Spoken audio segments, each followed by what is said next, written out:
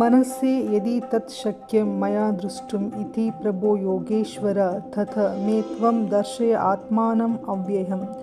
ಓ ಪ್ರಭುವೇ ಯೋಗೀಶ್ವರನೇ, ನಿನ್ನ ವಿಶ್ವರೂಪವನ್ನು ನಾನು ನೋಡಬಲ್ಲೆ ಎಂದು ನೀನು ಭಾವಿಸುವುದಾದರೆ ಆ ನಿನ್ನ ಅಪರಿಮಿತ ವಿಶ್ವರೂಪವನ್ನು ತೋರಿಸು. ಪರಮಪ್ರಭುವಾದ ಕೃಷ್ಣನು ಐಹಿಕ ಇಂದ್ರಿಯಗಳಿಂದ ನೋಡಲು, ಕಾಣಲು, ಅರ್ಥ ಮಾಡಿಕೊಳ್ಳಲು ಸಾಧ್ಯವಿಲ್ಲ ಎಂದು ಹೇಳಲಾಗಿದೆ. ಆದರೆ ಯಾರು ಪ್ರಾರಂಭದಿಂದಲೂ ಕೃಷ್ಣನ ಪ್ರೇಮಪೂರ್ವಕ ದಿವ್ಯ ಸೇವೆಯಲ್ಲಿ ನಿರತರಾಗಿರುತ್ತಾರೋ ಅವರಿಗೆ ಕೃಷ್ಣನು ತನ್ನನ್ನು ತೋರಿಸಿಕೊಳ್ಳುತ್ತಾನೆ. ಪ್ರತಿಯೊಂದು ಜೀವಿಯೂ ಒಂದು ಆಧ್ಯಾತ್ಮಿಕ ಕಿಡಿ ಮಾತ್ರ. ಆದುದರಿಂದ ಪರಮಪ್ರಭುವನ್ನು ನೋಡುವುದಾಗಲಿ ಅರ್ಥ ಮಾಡಿಕೊಳ್ಳುವುದಾಗಲಿ ಸಾಧ್ಯವಿಲ್ಲ.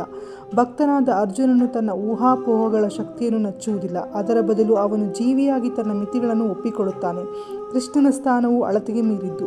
ಇದನ್ನು ಅರ್ಜುನನೂ ಒಪ್ಪಿಕೊಳ್ಳುತ್ತಾನೆ. ಜೀವಿಗೆ ಅನಂತವನ್ನು ಅರ್ಥ ಮಾಡಿಕೊಳ್ಳುವುದು ಸಾಧ್ಯವಿಲ್ಲ ಎಂದು ಅರ್ಜುನನು ತಿಳಿಯಬಲ್ಲ. ಅನಂತನಾದವನು ತನ್ನನ್ನು ತೋರಿಸಿಕೊಂಡರೆ ಆಗ ಅನಂತನ ಕೃಪೆಯಿಂದ ಅನಂತನ ಸ್ವರೂಪವನ್ನು ಅರ್ಥ ಮಾಡಿಕೊಳ್ಳುವುದು ಸಾಧ್ಯ. ಏಕೆಂದರೆ ಪ್ರಭುವಿನ ಶಕ್ತಿಯು ಕಲ್ಪನಾತೀತ. ಆದುದರಿಂದ ಅರ್ಜುನನು ಕೃಷ್ಣನ ಕಲ್ಪನಾತೀತ ಕೃಪೆಗಾಗಿ ಬೇಡುತ್ತಾನೆ.